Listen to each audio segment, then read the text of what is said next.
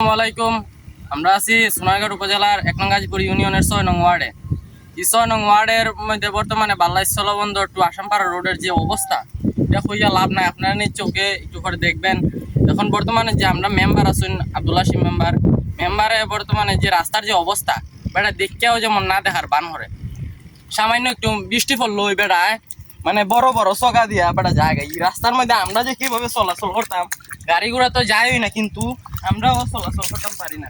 যখন এতটুক যদি গাড়াওনি হয়, এটার মধ্যে কিভাবে চলা সম্ভব? আমরা 8টা পর্যন্ত যেতে পারি না। মেম্বারের কি একটু লজ্জা শরম নাইনি বলতে? বেটা নিজের এলাকা যে এটা 6 নং ওয়ার্ডটা, বেটা একটু নিজের চোখে পরিদর্শন তো করতে পারে। বেটা একদিন আয়ও না এইদিকে, আইয়া দেখেও না বা যে অবস্থা। এখানে ট্রাক্টর আইয়া গাড়ির জায়গা, আপনি ইস্যু গাড়ি আইলে উল্টা জায়গা। গতকালকেও বন্দরের মধ্যে ঘুরতে হয়েছে মানুষ, আইয়া পরে 2জন অ্যাক্সিডেন্ট হয়ে কিছু দুঃখ পাইছে, বাঁকা দুঃখ পাইছে। এখন দেখে যান আপনারা, পুরো রাস্তাটা আগে একটু দেখাই, দেখুন আপনারা। আসসালামু আলাইকুম। আমরা স্থল বন্দরের রাস্তা, বাল্লা স্থল বন্দরের রাস্তা একবার খুব ভয়াবহ, একদম খারাপ, চলার মতোই না। একবারে গাড়ি ঘোড়া একবারে খুঁজতে চলে না, কিন্তু আমরা বহুত কষ্টে আছি। মানে প্রশাসনের দৃষ্টি আকর্ষণ করে বলছে আপনারা একটু দৃষ্টি দেখেন। আসসালামু আলাইকুম। আমরা বাল্লা স্থলবন্দরের যে রাস্তাটা, এই রাস্তাটার অবস্থা একবারে ভয়াবহ। কাল পরীক্ষা যাইবার সময় স্লিপে পড়া লাস্টে যে আর পরীক্ষার অংশগ্রহণ করতে পারছি না। পরীক্ষার হলে ঢুকার জন্য দেয় নাই স্যারেরা। এই রাস্তার কোনো অনুদান হয় না, কেন চাইলেও রাস্তার মাঝে পড়ে না, অনুদান কোনো জিনিস হয় না রাস্তায়। যে বিসমিল্লাহির রহমানির রহিম। আপনারা ইতিমধ্যে 2-3 জনের বক্তব্য শুনছেন এবং দেখতেছেন রাস্তাটার অবস্থা। বর্তমানে যে 15-20 দিন বা 1 মাস হইব, 1 মাস আগে বর্তমান মেম্বার পদপ্রার্থী মোহাম্মদ আব্দুল আলী মামা তাইনে কিছু ইট বালু দিয়া ঠিক করছিল। পরবর্তীতে এটা আবার মানে জায়গাটা নষ্ট হয়েছে। এখন পর্যন্ত মেম্বার দেখছেও না, এই সাইডে আয়ও না বেড়া, আইলেও মানে এই জায়গাটা বারে চোখও লাগে না বেড়া। এখন আপনারা একটু জায়গাটা দেখাই যে সম্পূর্ণভাবে আপনারা দেখুন, দেখলে পরে আপনারা বুঝতে পারবেন। এবং আমি 1 নং ইউনিয়নের চেয়ারম্যান মহোদয়ের দ্বারা অনুরোধ করবো, যাতে তাইনের দ্বারা যদি ভিডিওটা যায়, যাতে তাইনে সাময়িক সময়ের লাগিয়া কিছু আদলা এবং রাবিশ ফালাইয়া রাস্তাটা ঠিক করার মানে চেষ্টা করে। যদি রাস্তাটা না মানে ঠিক করার চেষ্টাও না করেন, তো এই রাস্তাতে চলাচলে সম্ভব না। এই বন্দরের রাস্তাটাই আমার গোসল হয়ে গেছি গা, এই ফেঁকে ভাইনে আমরা চলার মতন না। এই এলাকায় আমরা বাস্তবায়ন করার মতো না। একটা রুগী হইলে রুগীটা লইয়া যাইতে যাইতে রুগী আধা পথে মারা যাব। এই দেখো রাস্তার অত কষ্ট না করে এখানে মাছের চাষ করে লোক না, এই রাস্তার দরকার না, এখানে মাছের চাষ করুক দন। অস্ট্রেলিয়ান মাগুর ফলাইলে বালা ফলা ফলবো, রাস্তা কি দরকার লাগছে আজারে কষ্ট করা? এই যে রাস্তা হুজুরে জিগাও, হুজুরে জিগাও।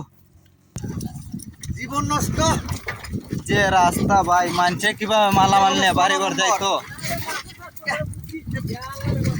আল্লাহ অবস্থা খারাপ। আল্লাহ, আপনারা তো ইতিমধ্যে দেখতেই পাচ্ছেন যে রাস্তা আমাদের বাল্লা স্থল বন্দর।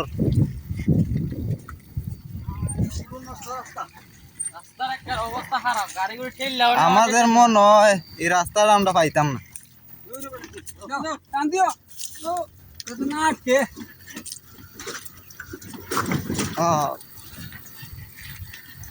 তিনজন মানুষও গাড়ি ঠেললে নেওয়ান জানা, দেখছেন নি আপনারা? আপনারা দেখুন, আমরা সুখে আছি, সুখে আছি। রাস্তাটা দেখতেছেন, এই রাস্তার মধ্যে আমরা গাড়ি চালাইতে পারতেছি না। এই যখন রাস্তার অবস্থা, ক্যামেরা এদিকে না, তো এদিকে না ক্যামেরা, এই দেখো রাস্তার অবস্থা, কি অবস্থা হয়েছে রাস্তার।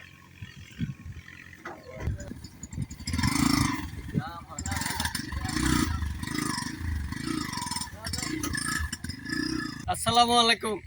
আমরা যে বাল্লা স্থলবন্দরের রাস্তাটা, এই রাস্তাটার অবস্থা অনেক খারাপ। আমরা সাইকেল নিয়ে, বাইসাইকেল নিয়ে, পায়ে হাইটা কোনো রকমই এই রাস্তা চলাচল করতে পারি না। আমাদের এগুলা কেউ দেখে না। আমরা কেমনে কি হইয়া আমরা রাস্তাতে চলবো? আমাদের একটাই দাবি, মাননীয় চেয়ারম্যান আমাদের এই রাস্তাটার অবস্থা যেন দেখেন এবং মেরামত করে দেন। আমরা রাস্তাটার জন্য পায়ে হেঁটে চলাচল করতে পারি, এই উপযোগী যেন আমাদেরকে করে দেন। আর মাননীয় সরকারের কাছে আমাদের আবেদন, আমাদের রাস্তাটা অতি সত্বর আমাদেরকে করে দেওয়ার জন্য আমি সবিনয়ে অনুরোধ করছি। আর গেলে দিব না।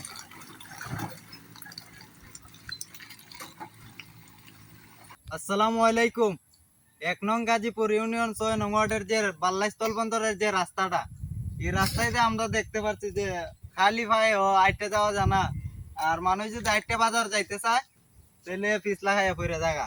আবার বাজার পড়ার একটা মানুষে যে কাপড় উপর যে বদলে আইব, কাপড় উপর বদলে আইতে আইতে সময় পার হয়ে যায়। আর বিশেষ করে যে আমাদের যে একটা রুগী যদি থাকে, আমার মনে হয় যে আরাম করে আমরা রুগীটার বাঁচাইতে পারতাম না, যে রাস্তার পরিস্থিতি আমরা